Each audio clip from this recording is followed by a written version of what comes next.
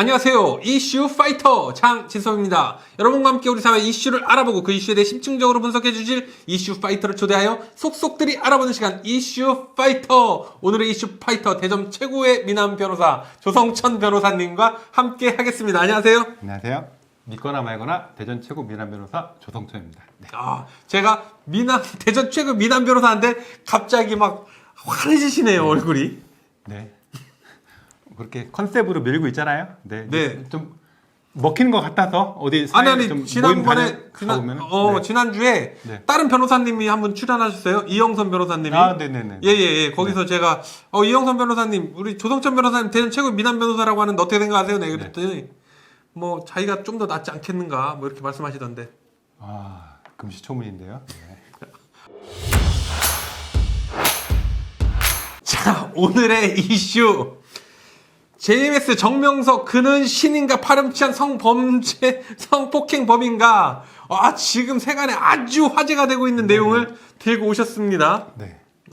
이거 JMS 정명석 지금 출소가 돼 있어서 지금 나와 계신 상태시죠? 아니요. 다시 또 구속됐나요? 구속돼 있죠. 지금 네네네. 다시 구속돼 있죠? 네. 네. 넷플릭스를 통해서 이제 나는 신이다라는 프로그램이 이제 3월 초에 방영이 되면서 이제 전국적으로 엄청난 이슈를 지금 일으킨 것이죠.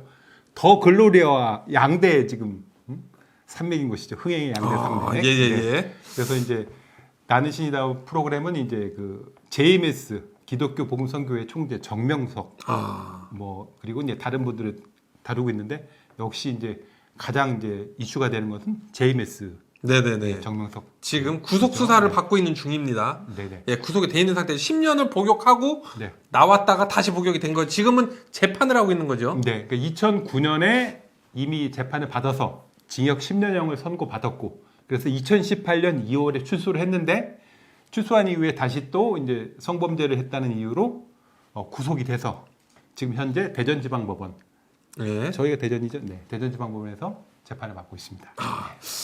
도대체 어떤 이 종교단체에서 어떤 일을 벌린 건가요? 뭐 대충은 알고 있지만 안 보셨어요? 이걸 안 볼 수가 없죠. 네. 네. 그걸 제가 얘기하면 재미없잖아요. 네네. 이슈 파이터로 나오셨으니까 설명을 해주셔야죠. 이제 3월 초에 이제 방송된다는 것을 JMS 측에서 당연히 알고 인지를 하고 서울 서부지방법원에 방송금지 가처분 신청을 냈죠. 네. 이건 방송하면 안 된다. 그러니까 이제 법원에서 기각을 해버렸어요. 네. 방송해도 된다.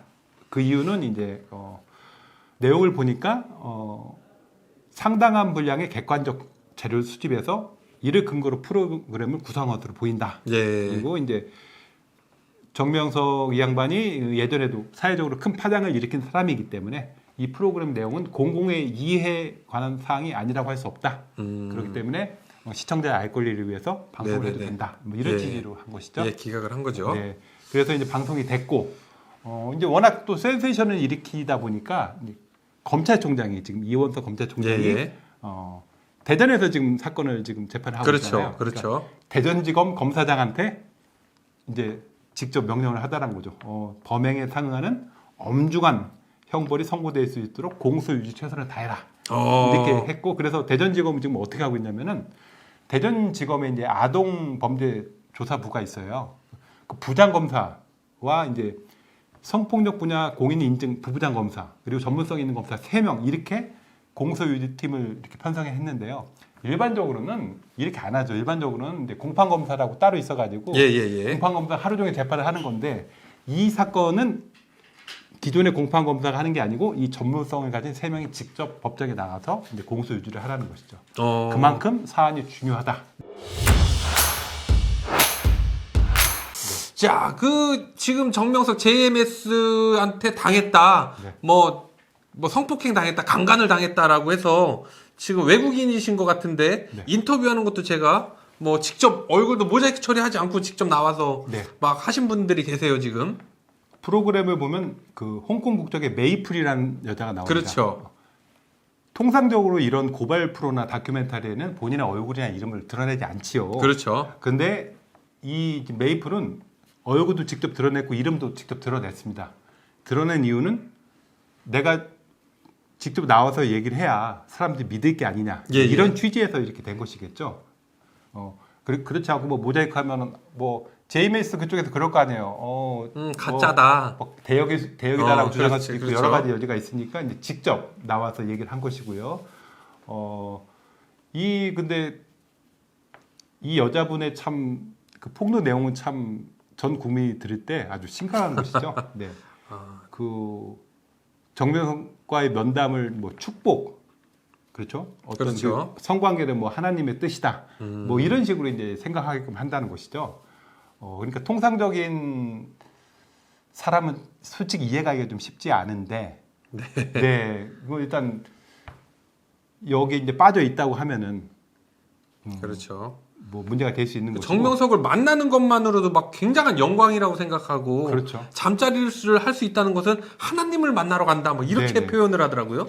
지금 이제 혼동하시면 안 될 게 정명석 이 총재가 강간을 한 혐의가 아니에요. 강간은 강제로 폭행 협박을 해서 여성한테 성폭력하는 게 강간인데 네. 혐의는 준강간입니다.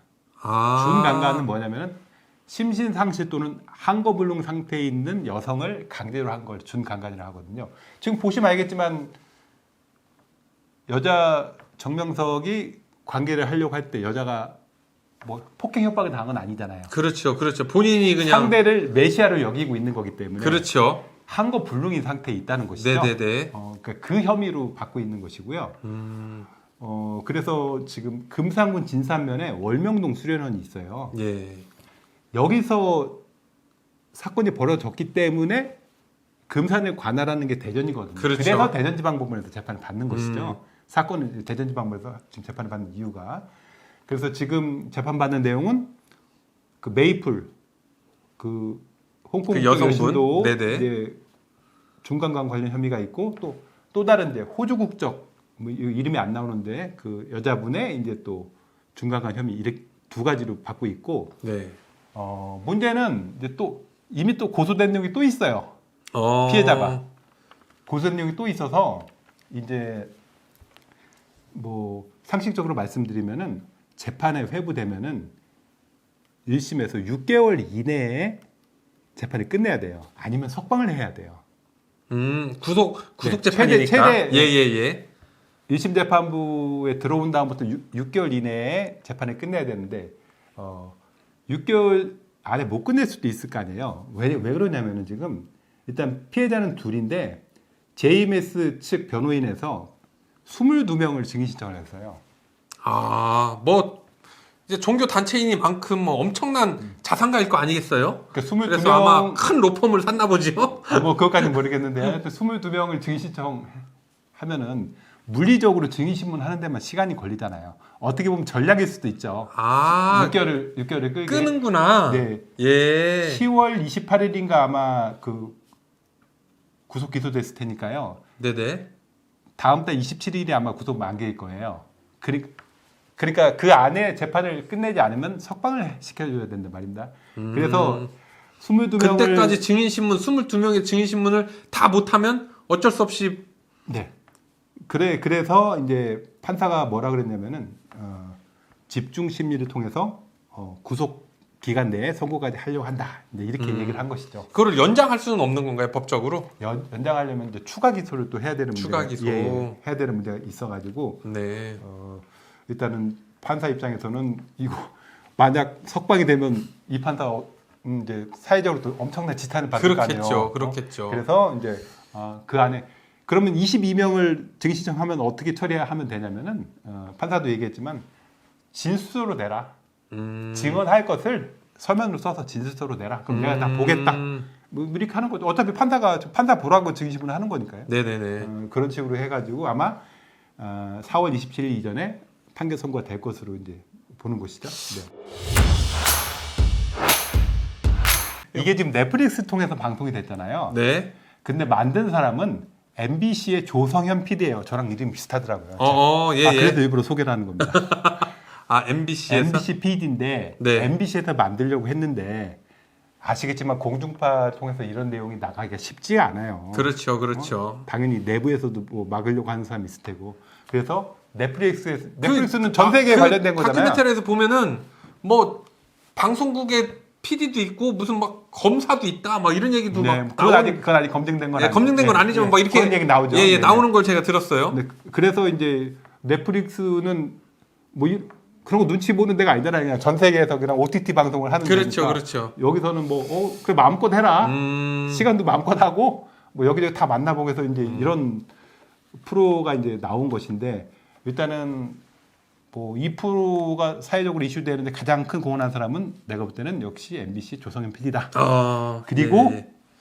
또 이제 용기 있게 예, 실체를 밝힌 얼굴을 드러내면서 증언을 한 메이플이라는 여자분과 뭐 교수님 계시더라고요. 네, 그리고 그 이 아버님이 뭐 폭행을 당했다고 해서 나온 단국대 김도영 교수가 있습니다. 네. 이 사람이 이제 JMS 실체를 밝히는 활동을 지금까지 엄청나게 해왔고 네. 반 JMS 활동을 해온 것이죠.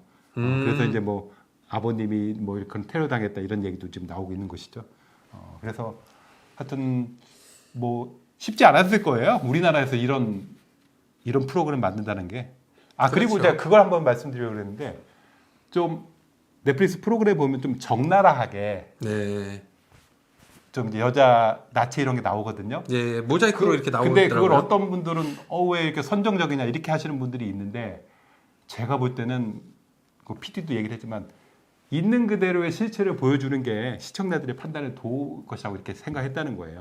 자꾸 모자이크 하면은 이거 없는 것도 만든 뭐 이런 식으로 생각할 수도 있고요. 뭐 뿌옇게 나오긴 하던데. 내용들 보면. 하여튼 뭐 저는 뭐 그걸 다 봤습니다만 참 네. 뭐 정명석에 대해서 어느 정도 알고 있었지만 참 충격적이더구만요. 예. 사실 뭐 이제 뭐 그냥 일반인의 입장에서는 네. 사실 이해 안 되는 부분도 상당히 많이 있더라고요. 저는 그 그리고 신도들에 대해서도 지난번에 저렇게까지 빠질까? 2009년에 사실은? 10년 받았을 때 그때 재판을 했잖아요. 네. 그때 재판 중에 검사가 정명석한테 물어봤어요. 당신이 메시아입니까? 이렇게 물어봤어요. 그때 정명석은 메시아가 아니라고 했습니다. 자기는 뭐 그냥 작은 자기가 교회 아니라고 했습니다. 목회자다 뭐 이런 얘기를 했다라는 내용도 뭐 나왔던 것 같아요. 그러니까요. 그런데 이제 요 프로그램 보면은 주님 이렇게 불러요. 주님 그러니까. 어서 오세요 이렇게 얘기한다고요.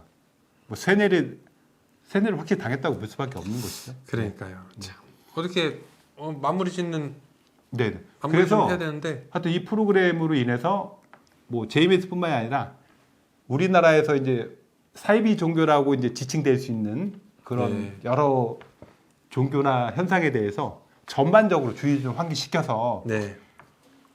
이 프로그램을 왜 만들었냐면 이 PD가 그런 사이비 종교에 속아서 네. 정신이 빠져 있는 사람도 있을 거 아닙니까? 네네네. 사회를 복귀시키기 위해 만들었다고 얘기를 한 거죠. 예. 이제 근데 이제 우려하는 건 그거예요.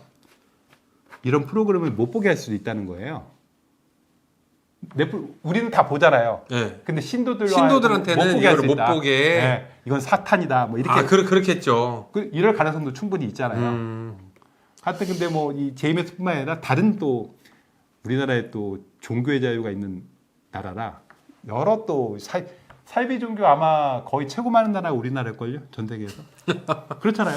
예. 예를 들어 미국이나 이렇게 미국은 기독교, 뭐 사우디아라비아는 이슬람교, 인도는 힌두교 이렇게 대부분 정해져 있는 나라에서는 이런 현상이 나올 수가 없어요. 그렇죠. 있어도 아주 일부분인데 우리나라는 그 대한민국 전체를 지배하는 종교가 없잖아요. 그냥 조금 기독교, 불교, 뭐 천주교 이렇게 나눠 갖고 있지.